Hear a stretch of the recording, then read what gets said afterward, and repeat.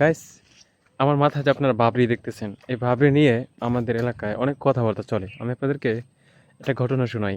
আমার এক ফ্রেন্ড, উনি বাবরি রাখছিলেন। তো যথেষ্ট সুন্দর লাগতো ওনারে। তো এবার বাড়িতে আসার পর দেখতেছি ওনার বাবরি নাই। তো স্বাভাবিকভাবে আমি প্রশ্ন করি, কিন্তু এবার কোনো প্রশ্ন করি নাই, দেখি উনি কিছু বলে কিনা। তো ঘটনা হচ্ছে যে উনি যখন বাবরি রাখছেন, আমাদের এলাকার বাবরির প্রচলন নাই বললেই চলে। তো বাবরি রাখার পর বাড়িতে ছিলেন, এর আগে ঢাকা ছিলেন। তো ঢাকা থেকে যখন বাড়িতে আসার পর বেশ কিছুদিন বাবরি সহ ছিলেন। এরপরে মানুষের নানান কথা শুনতো, বিভিন্ন রকম, মানে যে যেখান থেকে যেভাবে পারতো, যার যা মনে নিত ওই কথা বলতো।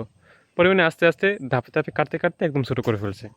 পরবর্তীতে আমি যখন বাড়িতে আসছি, আসার পর আমার সাথে ওনার সাথে বাজারে দেখা হয়েছে। পরে ওনার বাবা দেখলো যে আমরা যেহেতু মোটামুটি একসাথে চলাফেরা করি প্রায়, তো উনি দেখতেছে আমার মাথায় বাবরি।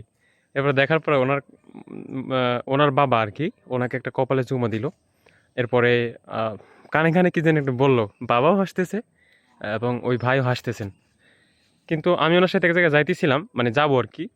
পরবর্তীতে আমি ওকে জিজ্ঞেস করলাম যে ভাই, আপনি আপনার বাবা আপনাকে কি বললো যা আপনি হাসলেন? আমি তো কিছুই বুঝলাম না। পরে বললো যে আমার বাবরি কোথায়, মানে ওনার বাবরি কোথায়, এটা ওনার বাবা জিজ্ঞেস করছে, এজন্য হাসছে আর কি।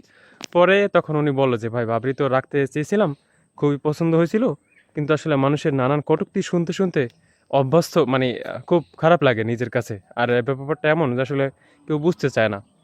তো আজকে আমার সাথে একটা ঘটনা ঘটে গেছে, সেটা হচ্ছে যে আমি আসতেছিলাম, মানে আমি এখনও এক জায়গায় যাচ্ছি।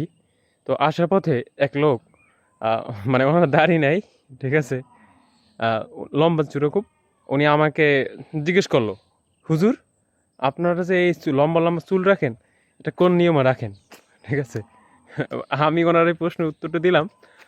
মানে একটা বিষয় ভালো ছিল যে ওনার মাথায় টুপি ছিল। পরে আমি এই প্রশ্নের উত্তর না দিয়ে ওনাকে জিজ্ঞেস করলাম, আচ্ছা আপনি যে মাথায় টুপি দিলেন, টুপি কেন দিলেন আপনি? কাজ এটা রাসূলের সুন্নতের জন্য। তখন আমি ওনার উত্তর দিলাম যে বাবরি রেখাটা রাসূলের সুন্নতের জন্য রাখছি।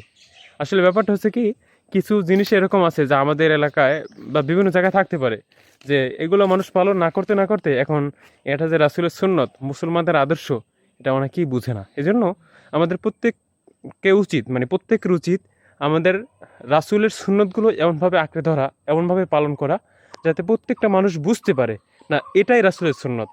এখন আপনি যদি রাস্তাঘাটে হাঁটেন তাহলে দেখতে পাবেন যে মানুষ কিভাবে চলাফেরা করে, মানে বিশেষ করে চুলের যে কাটিংগুলো ইদানিং দেখা যাচ্ছে, খুব আশ্চর্যজনক।